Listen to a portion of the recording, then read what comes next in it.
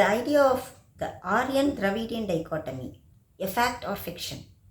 Many historians say that Aryans, speakers of the Indo-Aryan languages, migrated into the Indian subcontinent by around 1500 BCE, while the Dravidian language speakers were already here for many thousands of years, perhaps 60,000 years to 70,000 years. Yet, many scholars and historians reject this idea completely, calling it nothing more than a myth.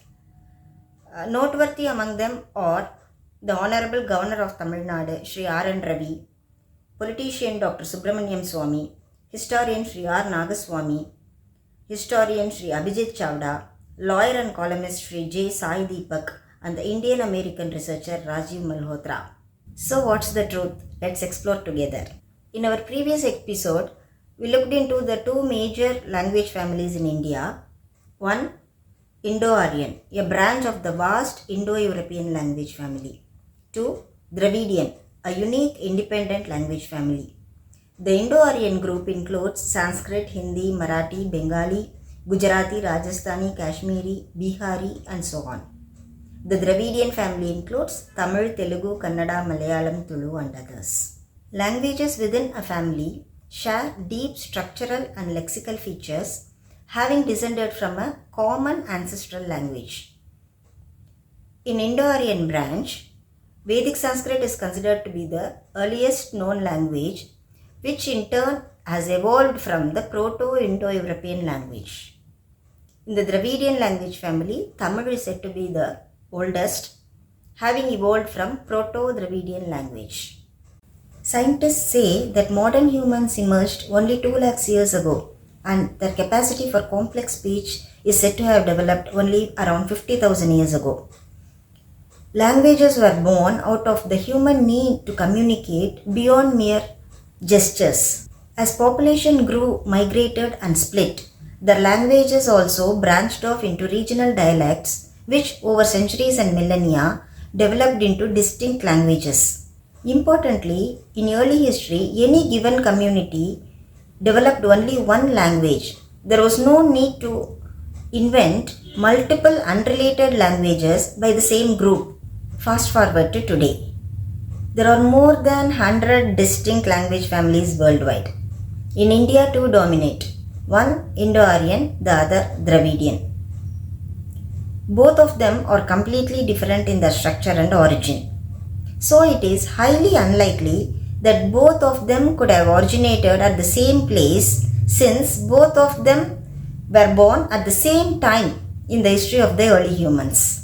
This means one language family likely originated here and the other arrived later. Alongside language, an entire civilization and culture would have also grown, making 2 distinct cultural streams in India, which should have blended together over centuries and millennia to what we know now as the Indian civilization.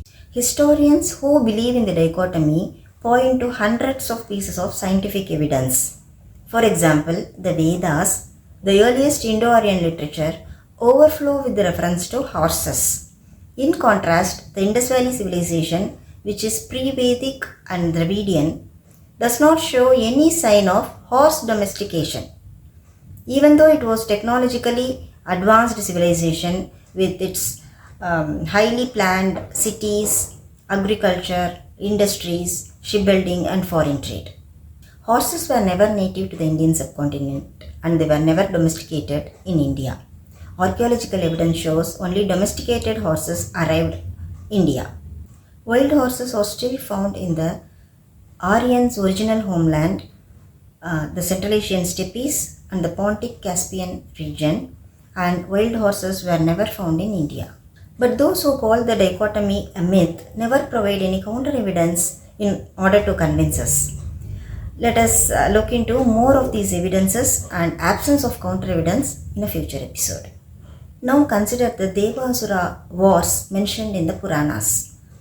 Historians and scholars like Max Muller, D.D. Kosambi, Romila Thapar have interpreted these wars as metaphors for the prehistoric ethnic conflicts, Aryans versus Dravidians.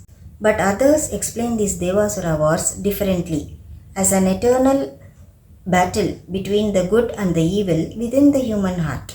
They say human mind is a battleground where good and evil continuously conflict, and these mythologies explain to us that good must ultimately triumph. This is a beautiful explanation. But certain verses of Srimad Bhagavad Gita don't seem to comply with this idea. In chapter 10, Sri Krishna, as recorded by Vedavyas, says, "Of the many Nagas, I am Ananta. Among the aquatic deities, I am Varuna. Of departed ancestors, I am Aryama. And among the dispensers of law, I am Yama. I am Prahalad among the Daityas. Among all that controls, I am time. I am the lion among animals and Garuda among birds. Among purifiers, I am the wind. Among wielders of weapons, I am Rama. I am the fish among aquatic creatures and Ganga among the rivers. Among the months, I am the Margasirsha, and among seasons, I am the spring." Here, Sri Krishna gives a list of things and names himself the best among them. The word Daityas has been translated as Asuras by all the commentators like Swami Chinmayananda. Prahalad, we know, was noble, virtuous and innocent, yet classified as an Asura. If the word Asura simply meant wicked, how could Prahalad belong there? It makes more sense if the word Asura originally meant a distinct ethnic race or cultural group and not simply evil. Now in the Sanskrit language, the word becomes its antonym if a is added as a prefix to the word.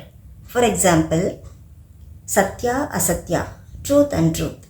Vidya, Avidya, knowledge, ignorance. Shuddha, Ashuddha, pure, impure. Following this logic, Asuras means not Suras. With the understanding of this Suras and Asuras, we see a striking case of Aryan Dravidian dichotomy in the case of Lord Subramanya. Historians believe that Murugan, celebrated in Tirumurugatrupadai of Sangam literature belonging to the 2nd century CE, is a fierce Dravidian warrior god, and Skanda, mentioned in the Skanda Purana of 6th century CE, is an independent Indo-Aryan warrior god, and these two deities later merged into one god, Subramanya. Murugan is described in Tirumurugatrupadai as defeating and slaying Sura and not an Asura. The verse of Tirumurugatrupadai which says that Murugan slayed Sura is "Parmudir panikadal kalanga ulpukku soormudal tadinda sudarilai neduvel" goes the Tirumurugatrupadai verse. The word Sura in Sanskrit means Deva, and Asura is the group opposed to Devas. Interestingly, till this day, Murugan slaying a Sura named Surapadman is celebrated as an annual festival at Tiruchendur Murugan temple in Tamil Nadu as Sura Samharam. Correspondingly, Skanda, mentioned in the Skanda Purana, slays Tarakasura, an Asura and not a Sura. Please note that the antagonist of Skanda was an Asura, and Murugan slayed a Sura in Tirumurugatrupadai. Interestingly, the Sangam poet Nakirar, who wrote Tirumurugatrupadai, calls the army of Surapadman as Avunar, but later commentators equated Avunar to Asuras. But we should ask here, how could the army of a Sura be made up of Asuras when Suras and Asuras were traditional enemies? This suggests that the Suras and Asuras were once real two ethnic groups, each with its own gods, warriors, enemies, and a distinct culture. Over time, their boundaries blurred, deities merged, and the distinct identities disappeared into the cultural fusion as we are today. Tamil scholar and auditor Srimati Chitra Ganapati of Kadambavanam Ethnic Resorts, Madurai, has elaborately and beautifully spoken about the Tamil deity Murugan in 2 episodes in her series Know Your Roots, link given in the description box.